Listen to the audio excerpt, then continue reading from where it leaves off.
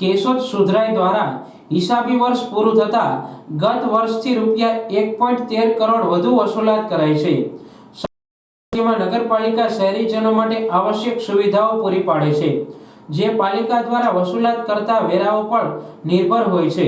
ત્યારે કેશોદ નગરપાલિકા દ્વારા ગત વર્ષ કરતા આ વર્ષે રૂપિયા 1.13 કરોડથી વધુ વસૂલાત કરી 46.19% કામગીરી કરવામાં આવી છે।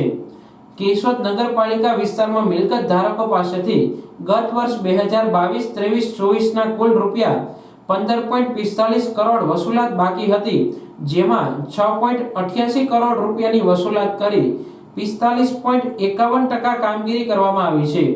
વર્ષ 2023-24 કુલ વસૂલાત રૂપિયા 17.33 કરોડની બાકી હતી, જેમાંથી 8 કરોડની વસૂલાત કરી 46.19% કામગીરી કરવામાં આવી છે। કેશોદ નગરપાલિકા દ્વારા વેરા વસૂલાત ઝુંબેશ દરમિયાન 175 રહેણાંક હેતુની મિલકત અને 35 વાણિજ્ય હેતુની મિલકતોને નોટિસ આપી 4 મિલકત સીલ કરવા ઉપરાંત 10 નળ જોડાણ કાપવામાં આવ્યા હતા।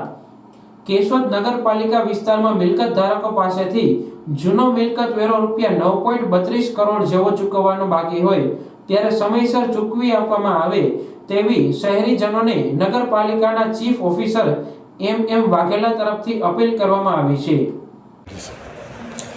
કેશોદ નગરપાલિકાનું નાણાકીય વર્ષ 2023-24નું કુલ ડિમાન્ડ પાછલી બાકી અને ચાલુ બાકી એમ કરીને કુલ ડિમાન્ડ 17 કરોડ 32 લાખ જેટલું હતું, જેની સામે કેશોદ નગરપાલિકા દ્વારા પાછલી બાકીમાં 32% જેટલી અને ચાલુ બાકીમાં 62% જેટલી વસૂલાત કરી।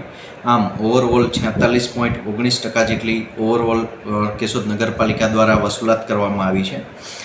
પાછલા નાણાકીય વર્ષની સરખામણીમાં જોઈએ તો આ વર્ષે કુલ 113 લાખ જેટલી વધારે વસૂલાત કરવામાં આવી છે અને વસૂલાતની ઝુંબેશના ભાગરૂપે કેશોદ નગરપાલિકાના ટેક્સ વિભાગના સ્ટાફ દ્વારા કુલ 35 કમર્શિયલ અને 175 રેસિડેન્શિયલ મિલકતોને નોટિસ આપવામાં આવી હતી અને આ સાથે જ 4 મિલકતોને સીલ કરવામાં આવી હતી, જેના નાણાં ભરપાઈ થઈ હતી। આ મિલકતો ખોલી આપવામાં આવી હતી અને આ સાથે જ કેશોદ નગરપાલિકા દ્વારા 10 જેટલા નળ જોડાણો પણ સઘન વેરા વસૂલાત ઝુંબેશના ભાગરૂપે કાપવામાં આવેલા હતા।